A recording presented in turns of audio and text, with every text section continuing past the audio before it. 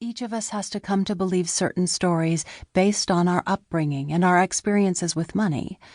Stories about who we are and who we are not. Stories about what we can and cannot do in this world. This is where our relationship with money is rooted. And this is where sound money management begins. It starts with a story. When I examined my own relationship with money, I discovered that my story was filled with anger and resentment. Financial stress is survival stress, and by my mid-20s, I had scarcely known a day without it. As far back as I could remember, money had been a source of anxiety and conflict. My parents worked several jobs to keep food on the table for my 3 siblings and me. Unlike many, we never went hungry, and for that I am extremely grateful. Still, there was the tension, the anxiety, and the feeling of helplessness that accompanied daily life in a low-income family. As I grew to understand the world and my place within it, the dark cloud of lack seemed to hang over every part of life. Opportunities passed me by, dreams were deferred, and deferred again for lack of money. Social connections were hindered because I could not dress the part or afford the same hobbies and hangouts as my middle-class peers. By early adulthood, I was worn down. I was poor. I always had been, and I always would be. It was as much a part of my identity as my name. Many people respond to a childhood of lack by focusing all their energies on making as much money as possible in adulthood. I found this idea abhorrent. I had not only come to resent the lack of money, but money itself.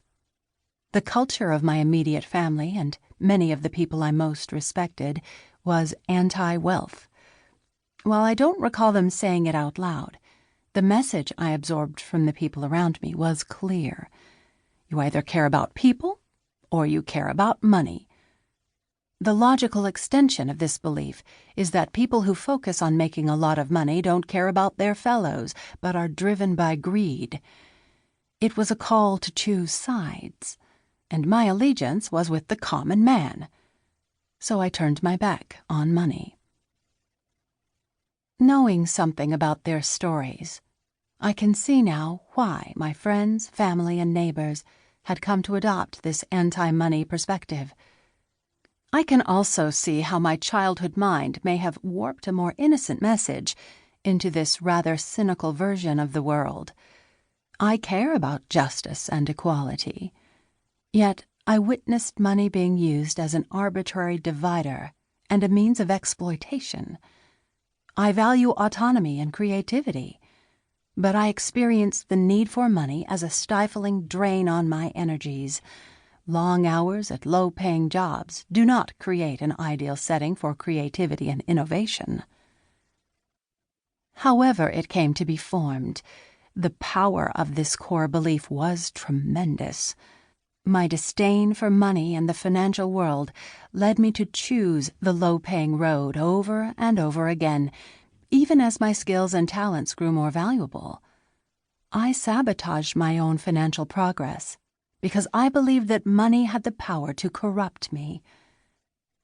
When I decided to go to an elite private business school to study financial planning, I was afraid to tell my family. I knew what they would think. I had gone over to the dark side. But 10 years of supporting myself without financial knowledge had taught me one important thing. If you don't pay attention to money, it will rule your life. By not learning about money and not considering finances in my career choices, I had fewer opportunities and less autonomy in my daily life. By avoiding money, I was choosing to continue the familiar pattern of lack and financial anxiety. I made the decision to take control of my financial life, but it was not book knowledge or estate planning techniques that changed me. It was psychology. In my own financial